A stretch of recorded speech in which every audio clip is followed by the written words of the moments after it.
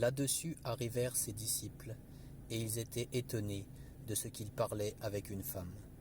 Toutefois, aucun ne dit « Que lui demandes-tu » ou « Pourquoi parles-tu avec elle ?» Alors la femme laissa sa cruche, s'en alla dans la ville et dit aux habitants « Venez voir un homme qui m'a dit ce que j'ai fait. Ne serait-il pas le Messie ?» Ils sortirent de la ville et vinrent vers lui. Pendant ce temps, les disciples le pressaient en disant « Maître, mange !» Mais il leur dit « J'ai à manger une nourriture que vous ne connaissez pas. » Les disciples se disaient donc les uns aux autres « Quelqu'un lui aurait-il apporté à manger ?» Jésus leur dit « Ma nourriture est de faire la volonté de celui qui m'a envoyé et d'accomplir son œuvre. Ne dites-vous pas qu'il y a encore 4 mois jusqu'à la moisson ? Eh bien, je vous le dis, levez les yeux et regardez les champs. Ils sont déjà blancs pour la moisson. Celui qui moissonne reçoit un salaire et amasse du fruit pour la vie éternelle, afin que celui qui sème et celui qui moissonne se réjouissent ensemble. En effet, en cela cette parole est vraie. L'un sème et l'autre moissonne. Je vous ai envoyé récolter une moisson qui ne vous a pas demandé de travail. D'autres ont travaillé et vous êtes entrés dans leur travail. Beaucoup de Samaritains de cette ville crurent en Jésus à cause des paroles de la femme qui rendait ce témoignage. Il m'a dit tout ce que j'ai fait. Ainsi donc, quand ils vinrent le trouver, les Samaritains le prièrent de rester avec eux. Il resta là 2 jours. Un bien plus grand nombre crurent à cause des paroles de Jésus, et il disait à la femme, « Ce n'est plus seulement à cause de ce que tu as dit que nous croyons, car nous l'avons entendu nous-mêmes et nous savons qu'il est vraiment le Sauveur du monde. » Jésus-Christ est le Sauveur du monde. Jésus-Christ est le seul Sauveur du monde. Il n'y en a qu'un. Il n'y a qu'un seul moyen pour aller au paradis, là où il n'y aura plus jamais aucune souffrance, plus de deuil, plus de larmes, plus de souffrance, plus jamais. Une éternité, ce sera une éternité à la gloire de Dieu, la vie éternelle pour la gloire de Dieu. Il n'y a qu'un seul moyen pour avoir accès à cette vie éternelle et pour avoir l'assurance d'être sauvé.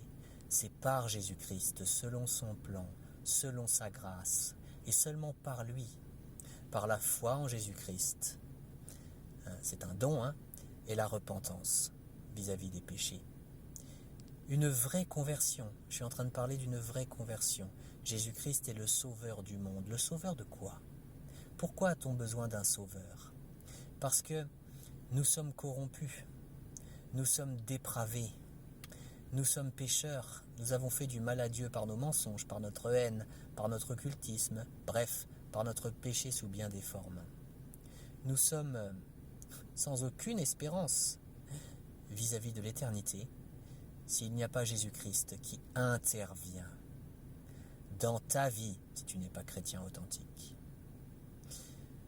La grâce de Dieu, si elle te tombe dessus, entre guillemets, c'est vraiment une grâce.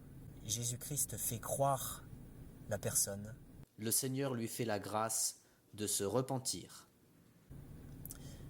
Et la personne est sauvée, elle passe de la mort à la vie, d'une séparation d'avec Dieu à une vie avec Dieu. La personne cesse de vivre pour le péché et elle vit pour la gloire de Dieu. Elle change complètement d'objectif de vie par la grâce de Dieu. Elle fait de Dieu, toujours par sa grâce, le centre de toute sa vie. Et elle est heureuse de le faire. Elle reconnaît qu'elle mérite l'enfer. Elle reconnaît qu'elle mérite une condamnation éternelle et que Jésus-Christ a tout payé pour elle. Oui, l'enfer fera partie de la justice de Dieu. Ce sera un endroit terrible où il y aura des pleurs et des grincements de dents, ça ne s'arrêtera jamais. Il y aura des souffrances éternelles en enfer. Mais il y a une bonne nouvelle. La Bible dit « Car Dieu a tant aimé le monde qu'il a donné son Fils unique, afin que quiconque croit en lui ne périsse pas, mais qu'il ait la vie éternelle. » Il est le Sauveur du monde. Il est le Messie, il est le Maître, il est le Créateur. Et là, je suis en train de te parler de Jésus-Christ. Il est bel et bien venu sur terre, il s'est bel et bien incarné dans l'objectif de te sauver. Et pour tous ceux et toutes celles qui croiraient, il a tout payé, toute la justice de Dieu. Je t'invite maintenant à la foi en Jésus-Christ et à la repentance. Je t'invite maintenant,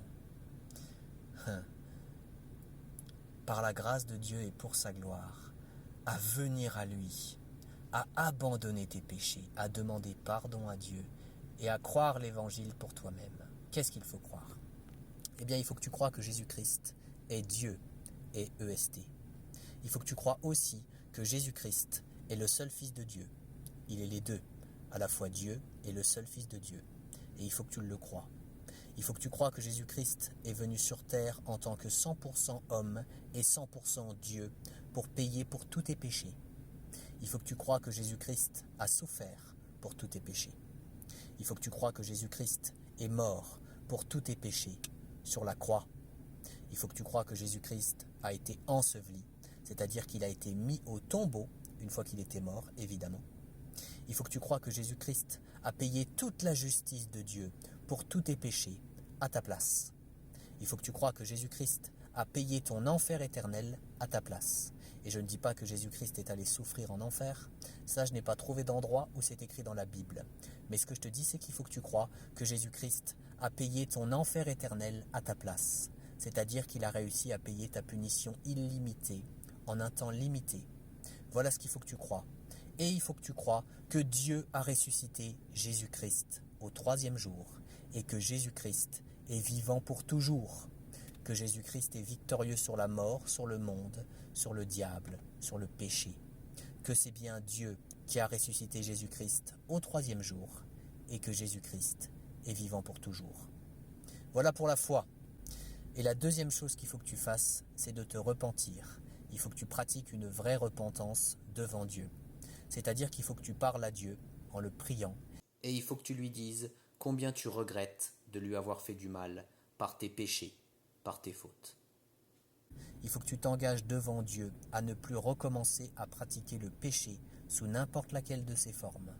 Et il faut que tu cites tes fautes, tes péchés à Dieu. Et il faut que tu lui demandes pardon.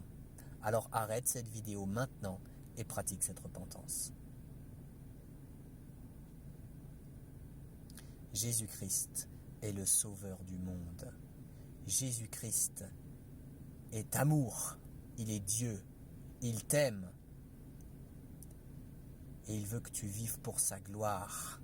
Parce que il est le centre. Et le sens de la vie, le vrai sens de la vie, c'est de vivre pour lui, avec lui au centre, vivre pour sa gloire, l'aimer, l'adorer, dans l'objectif de le glorifier. Gloire à Dieu.